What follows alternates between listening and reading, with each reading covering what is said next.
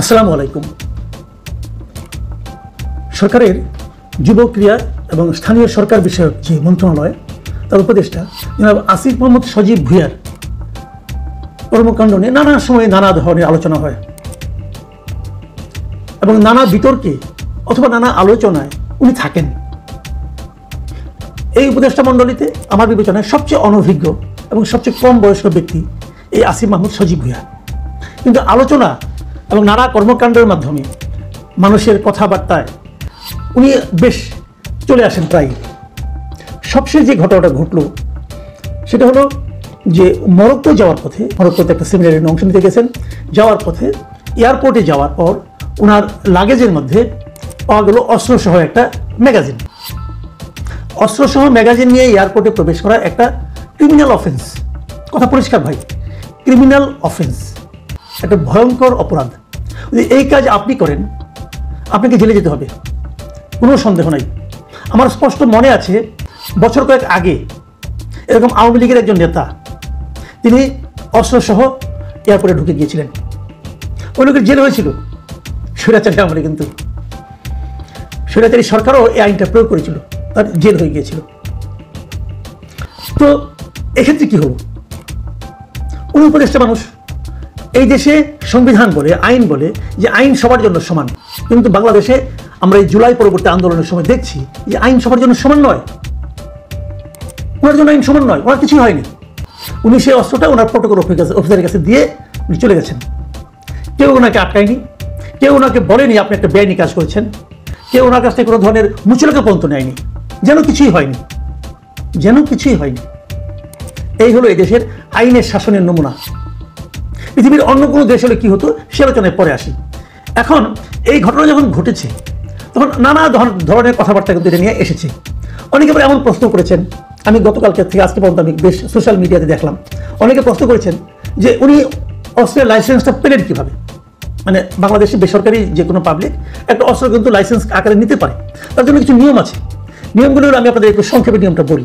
বাংলাদেশে একটা অস্ত্র আইন আছে 1878 সালের আইন, সেটা ব্যাপারে আধুনিকায়ন হয়েছে 2016 সালে আইনটা আবার নতুন করে হয়েছে, অনেক কিছু ধারা উপধারা যুক্ত হয়েছে।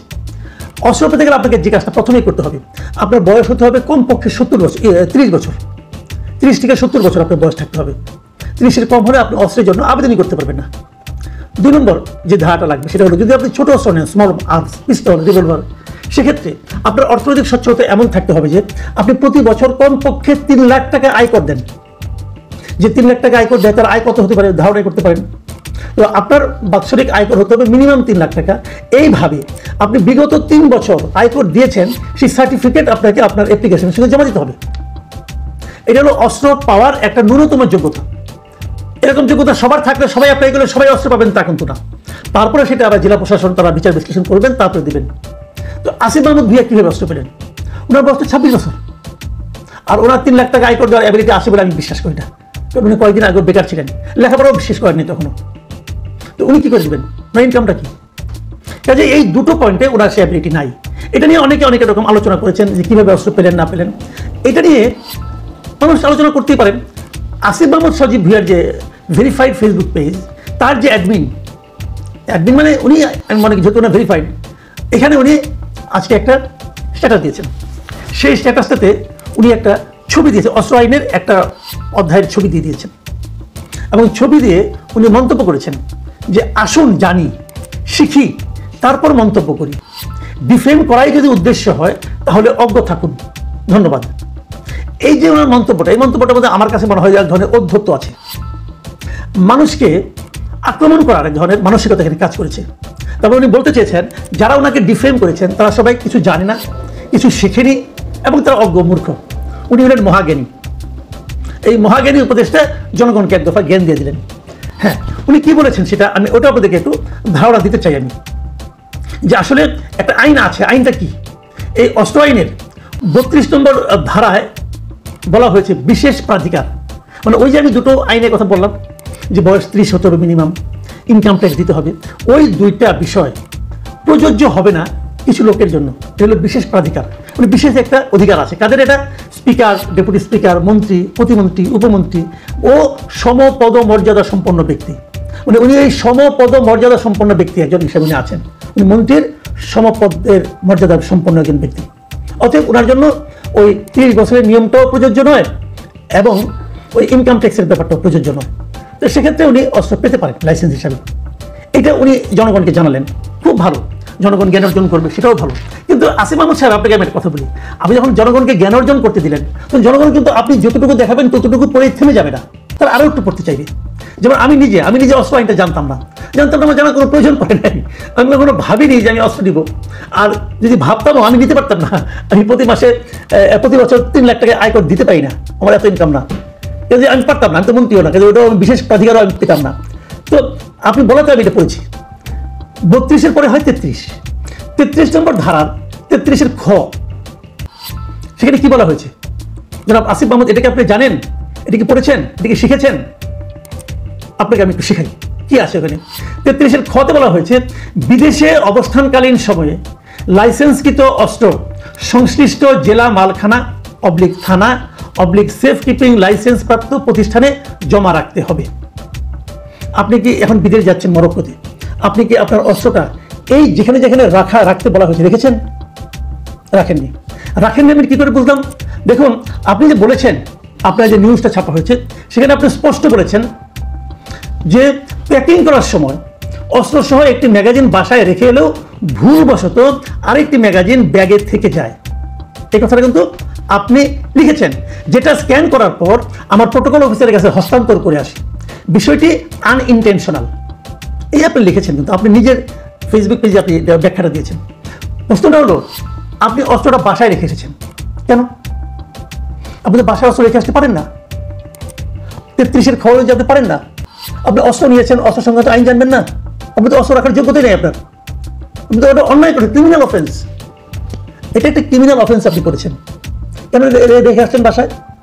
অস্ত্র এমন একটা জিনিস, আপনি অস্ত্রের কোনো একটা পার্ট কারো হাতে হস্তান্তর করতে পারবেন না, এটা আপনার ব্যক্তিগত, আপনার বাবাকে দিতে পারবেন না, আপনার মাকেও দিতে পারবেন না। এটা কি আপনি জানেন? আপনি তো জ্ঞান অর্জন করার জন্য জনগণকে মাঠে নামা দিলেন, জনগণ কিন্তু মাঠে নেমে গেছে। আমার মতো লোক যখন নামছে, অনেক লোকে নামছে, জ্ঞান অর্জন করতে পেলাম যে আপনি একটা ক্রিমিনাল অফেন্স করছেন। তারপর আপনি কি করছেন? আপনি যে ম্যাগাজিনটা আপনার কাছে ধরা পড়েছে সেটা আপনি আপনার প্রোটোকল অফিসারকে দিয়ে দিয়েছেন। আপনি ওই ম্যাগাজিনটা আপনার প্রোটোকল অফিসারের কাছেও দিতে পারেন না, আপনাকে জমা দিতে হবে আপনার নিকটবর্তী থানায়। আপনি প্রোটোকল অফিসার যখন তিনি বেরিয়ে গেল, তাকে তো যে কোনো সময় অ্যারেস্ট করতে পারে পুলিশ। তুমি এটা পেলে কোথায়? কোনো আইন নাই। আপনি উপদেষ্টা না, কি আসে যায় ভাই? কি আসতে চায় উপদেষ্টা চলতে কি হয়েছে? আপনি বাই চান্স উপদেষ্টা হন আর নির্বাচন করেই হন, যেভাবেই হন, বাংলাদেশের আইন অনুযায়ী আপনার এই উপদেষ্টা মূল্যের কোনো মূল্য নাই যদি আপনার হাতে একটা এরকম বেআইনি অস্ত্র থাকে। আর উপদেষ্টার অস্ত্র বলে যদি প্রোটোকল অফিসার নিয়ে যায়, তার তো জীবন রিস্ক, এখন ওটা ছিনতাই হয়ে যেতে পারতো। আপনি কি করলেন বলেন? আইন মেনেছেন? আপনারা আইনকে কি মনে করেন? আইন কি আপনাদের পকেটে থাকে চিনাবাদাম? ইচ্ছা হলো খাইলাম, ইচ্ছা হলো ফটোলাম, ইচ্ছা হলো কাউকে দিয়ে দিলাম। এটা শেখ হাসিনা করতো, তাকে আমরা স্বৈরাচারী বলতাম। আপনারা তো তার চেয়ে বড় স্বৈরাচারী হয়ে গেছেন। কোনো অভিজ্ঞতা নাই, কোনো যোগ্যতা নাই, উপদেষ্টা হয়ে বসে আছেন আর এগুলি করছেন। কয়েকটা কথা বলি, কতগুলি আইনগত দিক দিয়ে আলোচনা করলাম, যেহেতু আপনি পড়তে বলেছেন বলে পড়েছি ভাই। আরো কয়েকটা কথা বলি যেগুলি নৈতিক একটা বক্তব্য দিয়ে আপনার সঙ্গে আলাপ করতে চাই। সেটা হলো, একটা অস্ত্রের দাম কত? আমি যতটুকু জেনেছি, একটা আপনার বোধহয় খুব সহজ স্মল আর্ম, যতটুকু আমরা বুঝতে পেরেছি, পিস্তল অথবা রিভলভার কিছু একটা হবে। এভারেজ দাম হলো 2 থেকে 2.5 লাখ টাকা। দামি আরো দামি আছে। আপনি 2 থেকে 2.5 লাখ টাকা পেলেন কোথায়? আপনি কি এমন সম্পদ আছে? আপনি জমিদারের পুত্র নন, এটা আমরা জানি। আপনার বাবা যে স্কুল শিক্ষক, এটাও আমরা জানি। আপনি কোথায় পেলেন? আপনি কত টাকা বেতন পান? আপনি মান্থলি ইনকাম কত টাকা বলেন? আপনি আমাকে বুঝান। আপনি আর কি করেন? চাকরি বাইরে টিউশনি করেন? তাছাড়া করতে পারবেন না, উপদেষ্টার পথে টিউশনি করতে পারবেন না। আপনি বৈধ ইনকাম কত বলেন?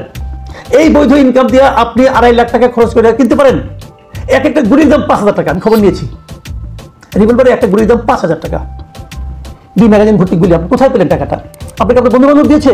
হ্যাঁ, আমরা জেনেতাম যে মন্ত্রী হলে পরে বন্ধু বান্ধব অনেক কিছু দেয়, ওবায়দুল কাদেরকে অনেক কিছু দিত। আপনি কি সেরকম মন্ত্রী হয়েছেন? এই মন্ত্রিত্ব করার জন্য আপনাকে পাঠানো হয়েছে। একটা আন্দোলনের মাধ্যমে আপনারা গিয়েছেন। মানুষ আশা করে যে আন্দোলনটা, যে জনগণের আন্দোলন ছিল, সেই জনগণের যে চিন্তা চেতনা, তার প্রতিফলন আপনাদের আচরণে ঘটবে, সেটা তো ঘটেনি। আচ্ছা, আপনার অস্ত্র দরকারটা কেন? নিরাপত্তা। আপনাকে তো গার্মেন্ট দেওয়া হয়, সরকারি ব্যয় আপনাকে গার্মেন্ট দেওয়া, অস্ত্রধারী গার্মেন্ট থাকে, তাহলে আপনি পার্সোনাল উইপেন দিয়ে কী করবেন? আপনি খুব এক্সপার্ট অস্ত্র চালনায়। কই শিখলেন? কবে শিখলেন? ট্রেনিংটা কবে নিলেন অস্ত্র চালানোর? বলুন। এই বিষয়গুলি কিন্তু মানুষের মনে মুখে মুখে এই প্রশ্নগুলি ছড়িয়ে যাচ্ছে। যত ছড়াচ্ছে যতই আপনি জ্ঞানের কথা বলেন না কেন, মানুষ কিন্তু আপনাকে বিশ্বাস করবে না। মনে রাখবেন একটা কথা, যে আপনার সরকার প্রধান বলেছে যে ফেব্রুয়ারিতে নির্বাচন হতে পারে। ফেব্রুয়ারি না হোক, এপ্রিল মে, কবে হবে জানি না। যদি এপ্রিলেও ইলেকশন হয়, এপ্রিলের পরে আপনি কিন্তু পাবলিক, এপ্রিলের পরে আপনি একজন পাবলিক, তখন কি আপনার অস্ত্র থাকবে? তখন তো বিশেষ প্রবিধান আপনার জন্য প্রযোজ্য হবে না। তখন আপনি কি করবেন? তখন লোকে আপনাকে এড়ে ফেলবে। এইগুলি মাথায় রাখতে হয়, দীর্ঘমেয়াদী চিন্তা করতে হয়, মানুষের সেন্টিমেন্টের কথা ভাবতে হয়। আপনারা ধরাকে সহায়ন করছেন। আপনাদেরকে আবার মনে করে দিই, যে জিনিসটা আগের সরকারের প্রধানকে এবং সরকারের লোকজনকে মনে করে দিতাম, সেটা আপনাকে মনে করে দিই যে এই দিন না, আরও দিন আছে। সেই দিনের কথা মাথায় রেখে যারা চলতে পারে, তারাই দীর্ঘমেয়াদে প্রকৃত রাজনীতিবিদ হতে পারে। অন্যরা হুমড়ি খেয়ে নর্দমায় পড়ে যায়। আপনার গন্তব্য কোথায়, এটা আপনার আচরণই ঠিক করে দেবে। প্রিয় দর্শক, এখন এই পর্যন্তই।